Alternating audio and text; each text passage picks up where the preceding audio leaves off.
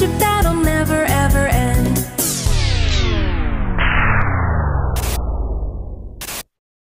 Run!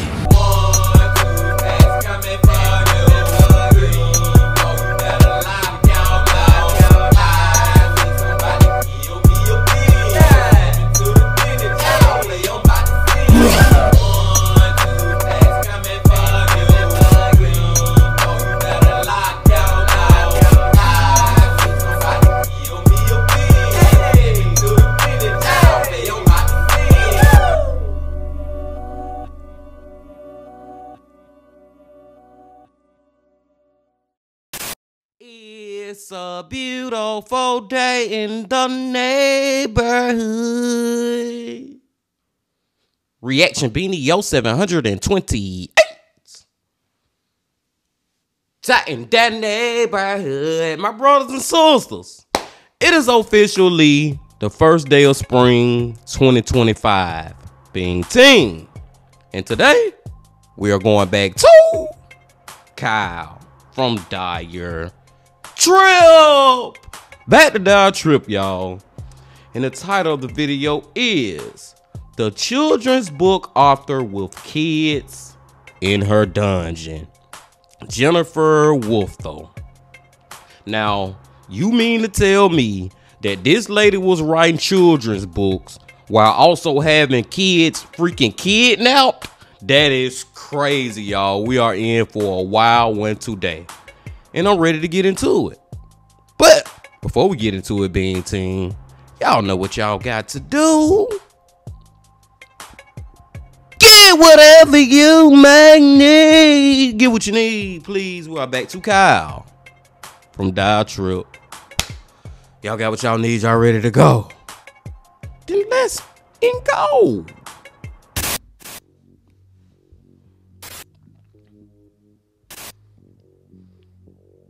Usually, children's book writers have a certain wholesomeness that would lead you to believe that they would likely be good parents, or at the least, like children.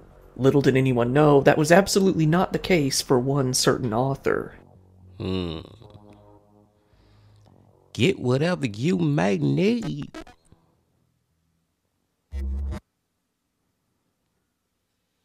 Whenever people read a book geared towards children, it's usually done under the assumption that the author probably has some sort of genuine passion for kids. Whether it's for their development, their well-being, or just their general health and usual, you would hope that they would have the best intentions. Sometimes, though, that just isn't the reality, and they could be a completely different person than you'd imagine behind the scenes.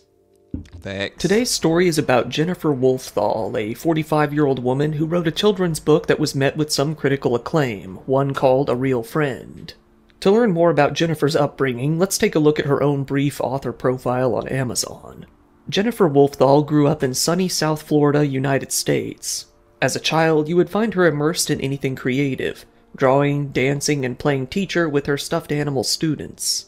This passion for teaching and creativity followed her into her adult years as she graduated from the University of Central Florida with a BA degree in elementary education. For the next 8 years, Jennifer taught 4th grade in public school. During those years, she enjoyed instilling a love for writing in her students and found picture books to be a beautiful medium to accomplish this goal. She continued her teaching journey through homeschooling her own children. Currently, she resides in Central Florida with her husband Joseph and their 3 children. Boy, that paragraph just described her in such a beautiful light. You know what I'm saying? But it just shows you. You can't judge a book by its freaking cover. Long story short, short story long. As the description says, Jennifer, during her career as an elementary school teacher, got married to her husband, 43-year-old Joseph Wolfthal, who was an engineer working at Lockheed Martin, a massive defense and aerospace manufacturer. The two would go on to adopt 3 children together, 2 girls and a boy. At the time of this story, the 3 children were 8, 9, and 11 years old. Even though Jennifer had been a school teacher, she decided to leave her job and homeschool the kids instead. Jennifer's book, A Real Friend, was published in 2020. It was a book about 2 kids named Max and Benny who got into an argument. As a result, one of the boys tries to build a new friend.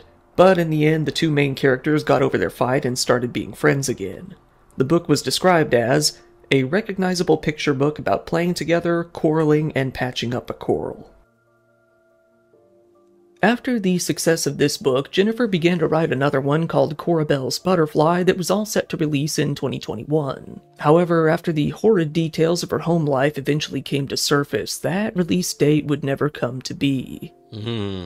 Given that Jennifer had decided to homeschool her kids, most people outside of the home had no real idea of how they were being treated. After all, they were completely dependent on Jennifer and Joseph to leave the house at all and weren't going to be seen at school. In addition, Jennifer and Joseph had been neglecting their doctor's checkups as well, for reasons that will definitely become more clear, and that made for an even smaller pool of people who might ever see the kids. The life that these three kids experienced at home was nothing short of hellish, and occurred day in and day out. For one, food was always a problem. The kids were only fed one sort of food.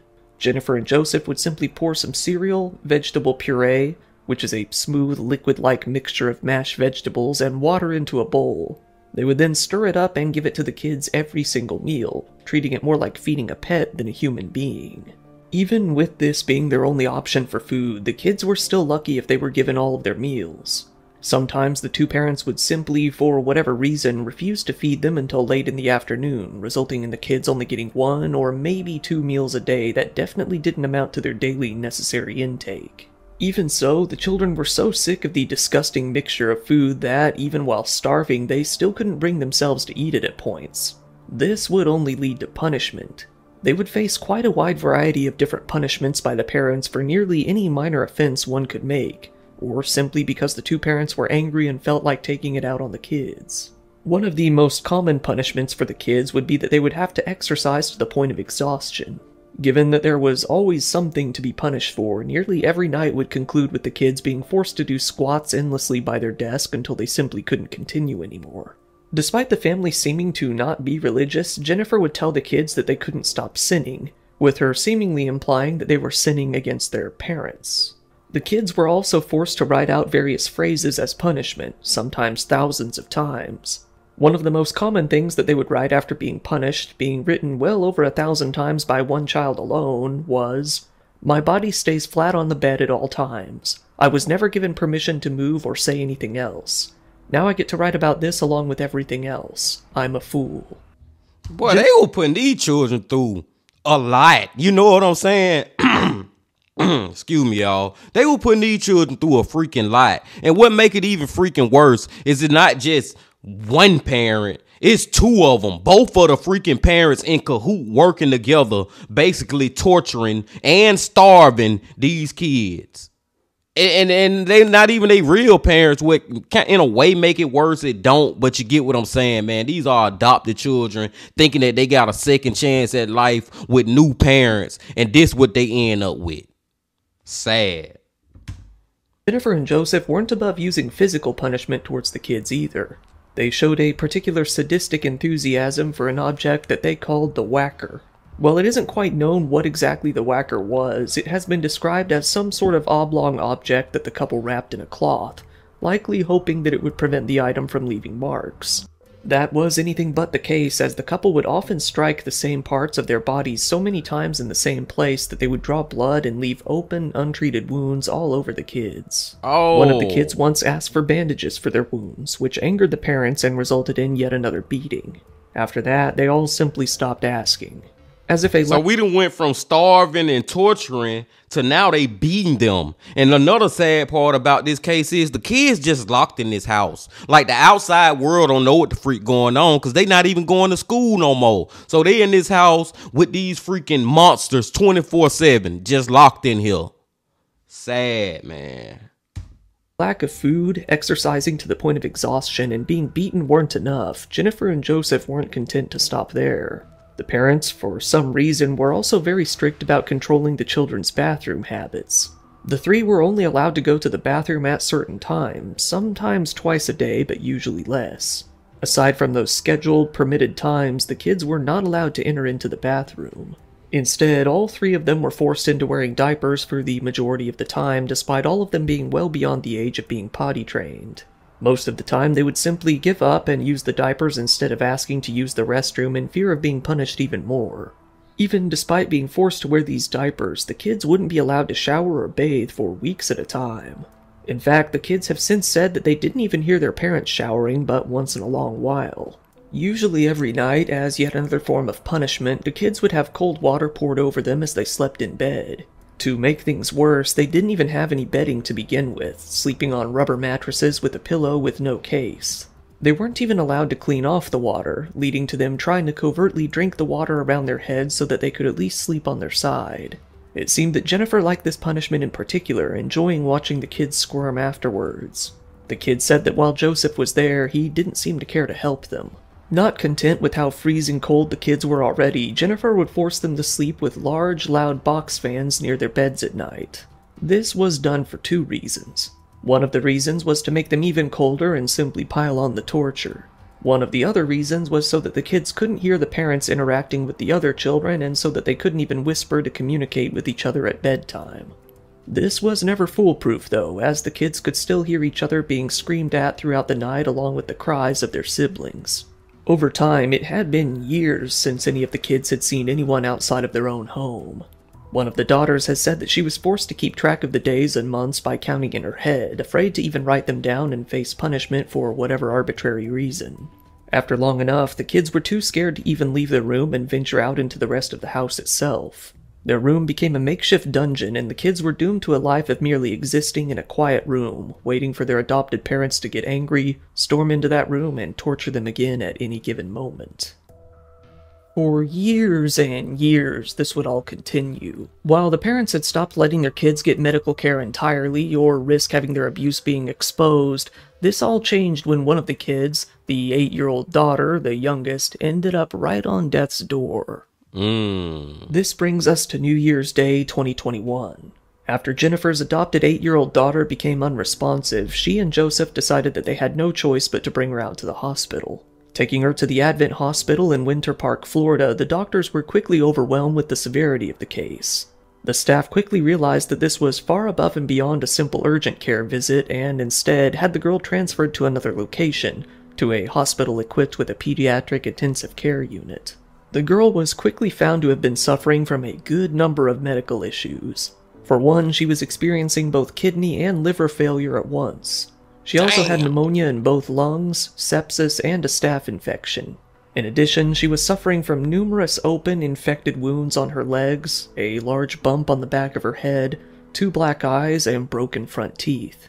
Man, do you hear all them problems that this little girl came into this hospital with, y'all? At this point, man, I feel like both of those parents need to be charged with attempted murder. Because that's basically what you're doing to these kids is killing them. You just killing them very freaking slowly. This girl was literally, she wouldn't even made it another day.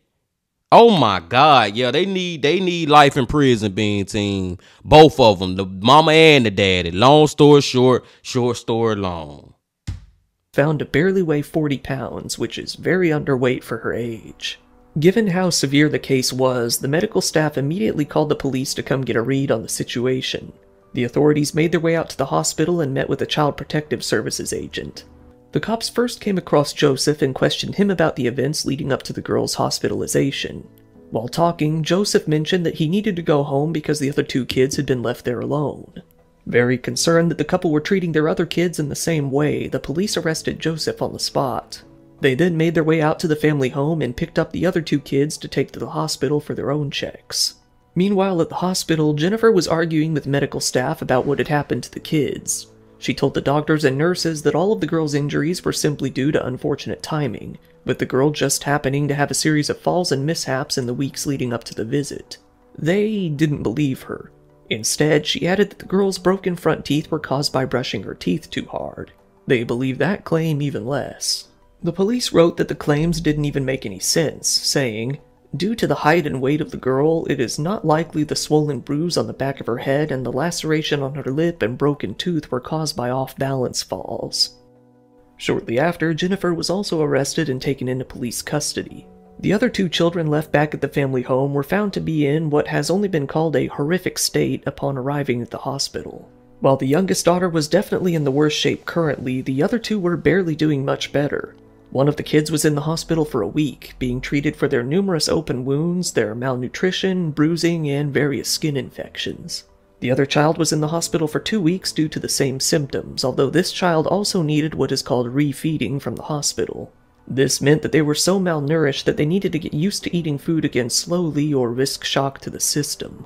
After those 2 kids were released from the hospital, they were given a care plan to continue their recovery. They were then placed into a foster family who was given their treatment plan in order to help out.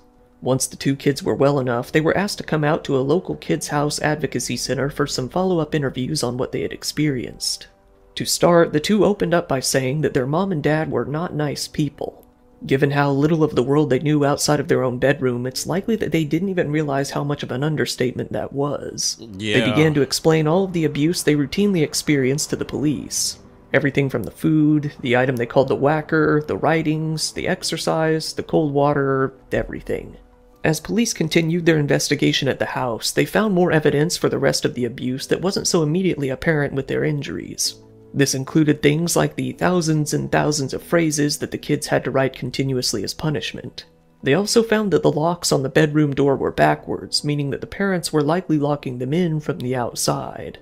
After the interviews and the investigation, the police asked the parents for comment. Joseph simply responded with, "Can I call my attorney?"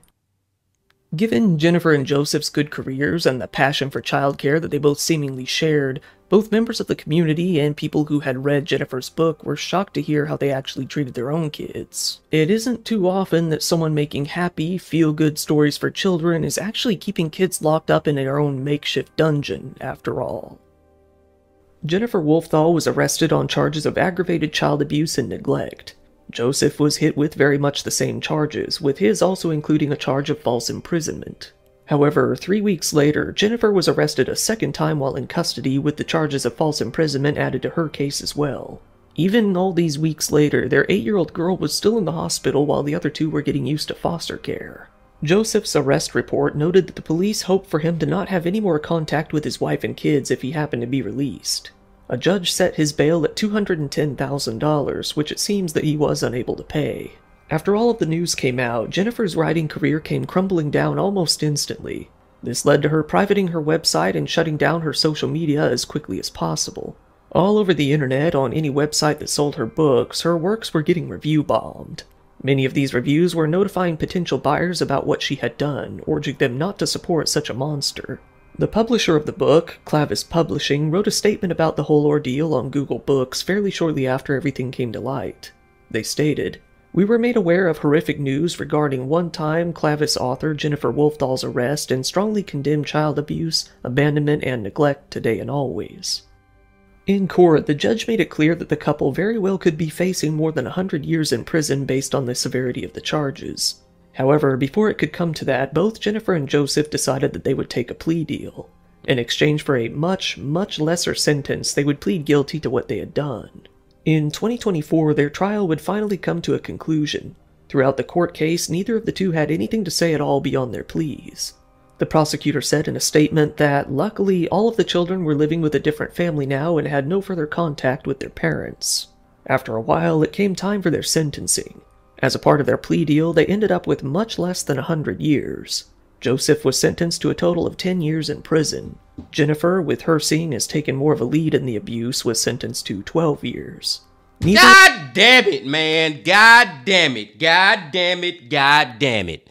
And I'm gonna calm down. I just had to let that little part out at least, being team. I started getting worried when I heard Kyle say they had got a plea deal. And I don't like that word plea deal, because plea deal mean that they ain't finna do no time for real. And that's exactly what we got. He got 10 years, she got 12 years. That's it. A plea deal, if I was doing a plea deal, instead of giving you life in prison, you got 50. That's all the pleading I'm doing for your motherfucking ass. This is bullshit, man. I'm sorry. Just long story short, story long. That was what they was doing was... We'll talk about it in a minute. Let's just finish the video up. I don't even want to go on and on. Y'all already know how I feel. Neither of their attorneys have given any comment on the outcome. The state attorney's office said, "This plea and sentencing agreement ensures that the Wolfthals will spend significant time in prison while it protects the already traumatized victims from the stress of having to testify." The judge himself said, "The state attorney's office made sure law enforcement and the children's new guardian supported this sentence before it agreed to it." It seems that the children's new family simply wanted to get past the whole case and finally get to a sentencing so that the kids could finally move on with their lives. It has been said that the kids are in much better health now, luckily all surviving and are happy with their new family. Jennifer Wolfdahl's book is still listed on Amazon, but it has been removed from sale. Online records still show that, despite all that has happened, the book is still available for checkout in libraries all throughout the US and Canada. It's very likely that these libraries simply aren't aware of the kind of person that the wholesome children's author turned out to really be behind the scenes. Oh my God, man. Once again, thank you for watching my video. If you found it interesting, please give me a like, it really helps me out in the algorithm, and feel free to subscribe if you want to see more content like this. Just recently, I've opened up— Oh my God, man. Like, come on, man. That is so, like, just another example. It will never cease to amaze me. I don't know how many freaking reactions I have done, Being Team. How many of these videos we have watched where the freaking system just got it wrong. The system fails us once again, y'all. There is no way in the hell that's all they supposed to been got for that. Now, let's just say, and thank God that it didn't happen, but let's just say that the little girl that they end up taking to the hospital because she was basically on her deathbed, let's say she had died. Then would they freaking get life in prison or more years than what the freak they got? Or would they still be able to get a freaking plea deal? Like, oh my goodness, man. Such terrible, just terrible-ish. Oh, man. And you gotta think about those kids. They gonna be traumatized for the rest of their life. And also, it's like, they good with their new parents, but in a way, I know, you know, they new foster parents or whatever. But in a way, I know for at least for a while, they was looking at them. They was very scary and timid and kind of looking at them sideways, I would think. It's almost like, this is the best example I can give of what I'm trying to say with that. You know how you see a stray dog or just a dog that you know have been abused and just beaten and all that by someone, and then you try to get the dog or show the dog that you not gonna hurt them and they be all scary and ish. I'm pretty sure those kids had to deal with something like that in their life too, man, where they couldn't trust no goddamn humans, especially adults, no more. I don't know, y'all. This one here just blows my mind. All the crazy torture they was doing to him, and beatings and starving, all that. But the sentencing just got, that's what I'm stuck on, y'all. I can't get unstuck from it. Like, come on, man. It's so crazy, y'all. Then this lady here was really like writing. Not only was she writing kids' books, she was a 3rd grade teacher. Can you imagine that? Can you imagine if when we was growing up, Being Team, and we reading The Cat in the Hat and Green Eggs and Ham and all that from Dr. Seuss, and then we come find out Dr. Seuss is a freaking serial killer or something out here? That'll help our childhood up, man. Like, oh my God, y'all. Freaking crazy. Freaking crazy. I knew it was about to get crazy, and it most definitely did. But I digress. I'm gonna go and let y'all go, Being Team. I appreciate y'all coming on back as always. And before you leave, just please hit that like button, comment, subscribe, and do all that if you ain't did that yet. And remember this: love, peace, and happiness. Stay safe. Don't stop. Keep going. Yeah.